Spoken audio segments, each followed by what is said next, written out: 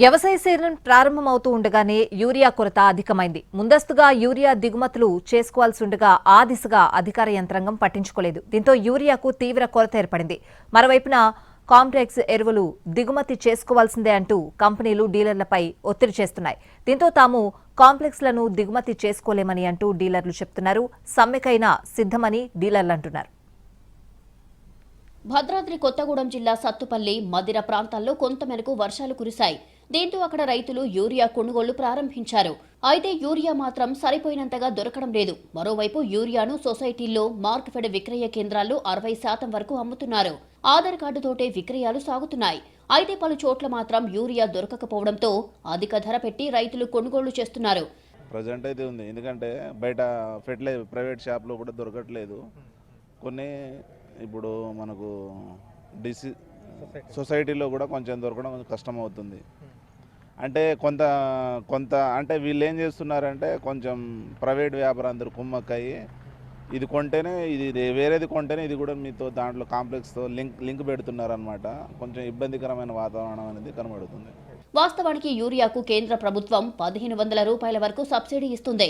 దీనికి గాను యూరియా మూటను 260 రూపాయల వరకు మాత్రమే అమ్మవలసి ఉంటుంది. కానీ పలు కేంద్రాల్లో యూరియాను 300 రూపాయల వరకు తీసుకుని అమ్ముతున్నారు. దీనికి తోడు వేరే కాంప్లెక్స్ మందులు కొంటేనే ఇస్తామని చెబుతున్నారు.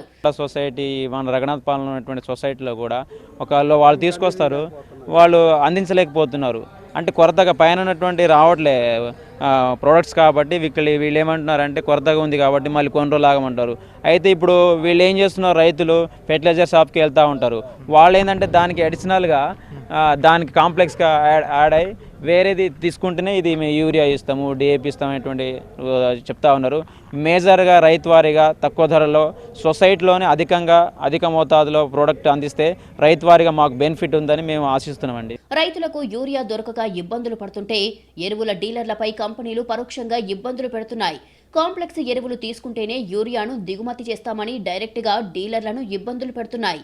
ఖమ్మం, భద్రాద్రి జిల్లా వ్యాప్తంగా 1.30 లక్షల మెట్రిక్ టన్నుల యూరియాను విక్రయించాలంటే సమానంగా 6 లక్షల మెట్రిక్ టన్నుల కాంప్లెక్స్ ఎరువులను విక్రయించాలని కంపెనీలు ఎరువుల డీలర్ల మీద ఒత్తిడి చేస్తున్నాయి.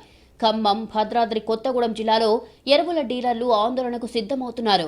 ఎరువుల కంపెనీలు గతంలో ఎన్నడూ లేని విధంగా యూరియా, డిఏపీలకు లింకులు అంటగట్టి తమను తీవ్ర ఆర్థికపరమైన ఇబ్బందులకు గురి చేస్తున్నాయని ఆవేదన వ్యక్తం చేస్తున్నారు. 1.12 లక్షల మెట్రిక్ టన్నుల విలువైన యూరియాకు సుమారుగా 6 లక్షల కాంప్లెక్స్ ఎరువులు అమ్మాలని లింకు పెడుతున్నారని అంటున్నారు. అయితే ధైర్యంగా ఈ విషయాన్ని చెప్పలేకపోతున్నారు. ఆంధ్రప్రదేశ్లో ఇప్పటికే ప్రైవేటు డీలర్లు యూరియా, డిఏపీ విక్రయాలను నిలిపివేసినట్లుగా సమాచారం. తెలంగాణలోనూ ఈ నెల 10లోగా మండల, జిల్లా స్థాయిలో డీలర్లు తమ సలహాలు, సూచనలు, నిర్ణయాలు తెలపాలని రాష్ట్ర అసోసియేషన్ కోరింది.